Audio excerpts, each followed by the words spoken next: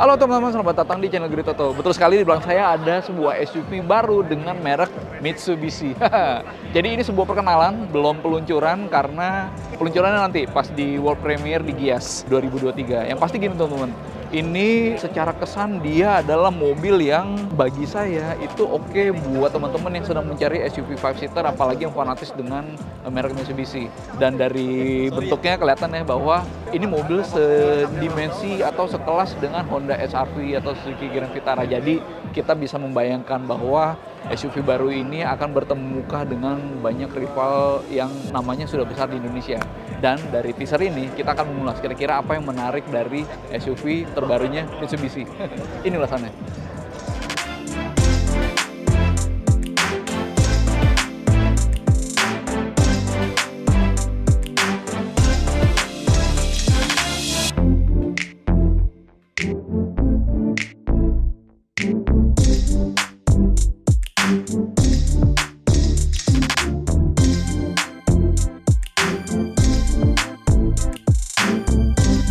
Yang pertama memang ini soal tampilannya teman-teman, karena di perkenalan ini, di preview ini baru bisa dilihat eksteriornya, interiornya belum bisa dibuka. Cuma dari tampilannya pun kita udah bisa mengira-ngira bahwa taste-nya memang ke arah tangguh dan premium.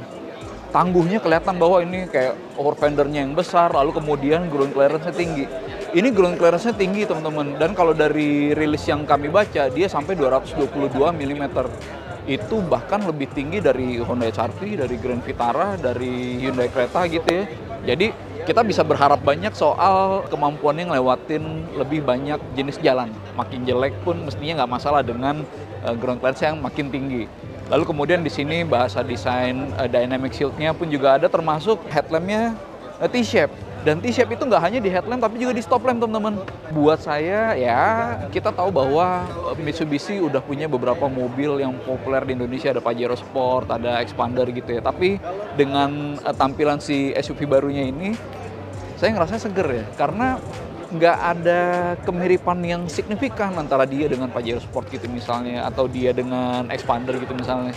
Jadi ya untuk desain dia fresh gitu. Tapi saya suka dengan soal premiumnya juga, termasuk di bagian samping teman-teman.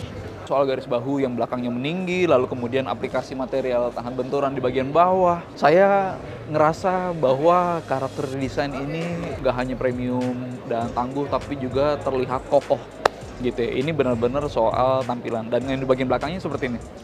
Nah, ini bagian belakangnya ada banyak aksen mendatar yang tegas. Somehow dengan desain yang seperti ini enak dilihat nih. Atau gimana menurut teman-teman? Dengan desainnya dari depan, samping hingga belakang, dia oke nggak? Setidaknya komparasi desain aja dulu. Kalau dibanding sama rival-rivalnya kayak HR-V, Grand Vitara, atau Creta gitu ya. Ini sekali lagi belum ada ini teman-teman ya, info resmi tentang soal fitur lengkapnya. Tapi kita bisa melihat di sini, ini ada keyless entry, dan mestinya kalau udah ada keyless entry ada tombol start stop. Biasanya begitu. Lalu kemudian ada sensor-sensor kamera yang mestinya tuh ada beberapa yang bisa fitur semi otonom gitu. Lalu kemudian ini bannya teman-teman, 225/50 R18. Jadi 18 inci dan itu artinya sangat besar.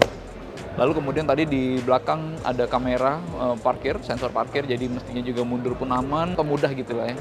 Lalu kemudian kelihatan di situ antenanya dengan shark fin modelnya. Kita nggak tahu akan seperti apa dalamnya.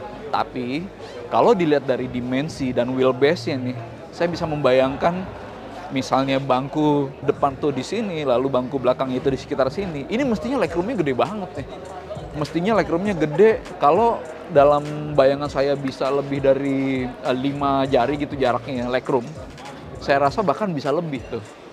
Sehingga kalau ditanya apa yang menjadi kelebihan antara ini dengan rival-rivalnya, saya rasa ya kalau desain itu subjektif berarti soal akomodasi yang lega. Dan kalau soal fitur ya berarti nanti pas launching. Dan perlu saya infokan juga teman-teman dari rilis yang kita terima, kalau ini sound systemnya itu dikerjakan oleh Yamaha.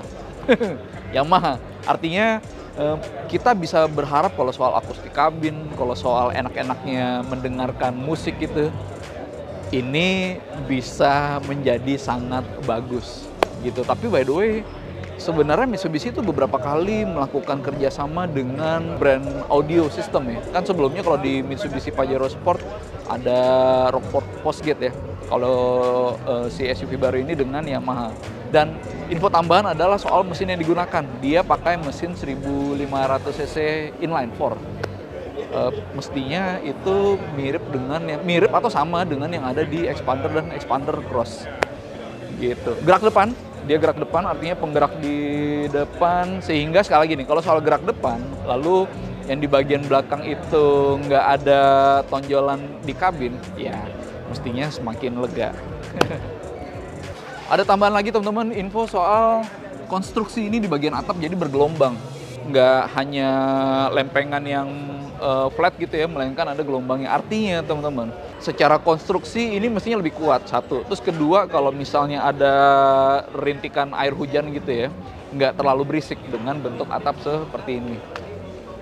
Jadi kita bisa sampai pada akhir ulasannya teman-teman di video kali ini. Ini adalah sebuah perkenalan, bukan peluncuran. Jadi kita baru mendapat teaser di bagian eksteriornya aja. Tapi dari eksterior pun kita bisa lihat bahwa secara kesan dia sebuah SUV yang premium, tangguh gitu ya. Dan secara dimensi dia berhadapan dengan mobil-mobil kayak Honda HR-V atau Suzuki Grand Vitara gitu ya. Termasuk mesin yang digunakan pun juga 1500 cc, 4 silinder. Ya berarti benar-benar match dengan rival-rival yang tadi saya sebutkan itu. Belum ada info tambahan, tapi kita tahu bahwa Mitsubishi adalah brand yang cukup berpengalaman untuk membuat SUV.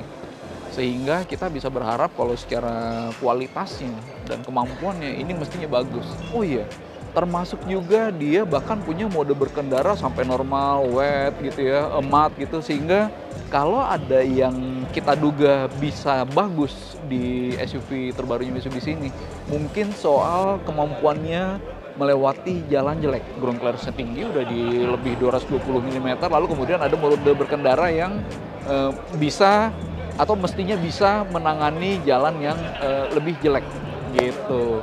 Sehingga persaingan di kelas ini akan semakin menguntungkan buat teman-teman yang lagi nyari SUV 5-seater.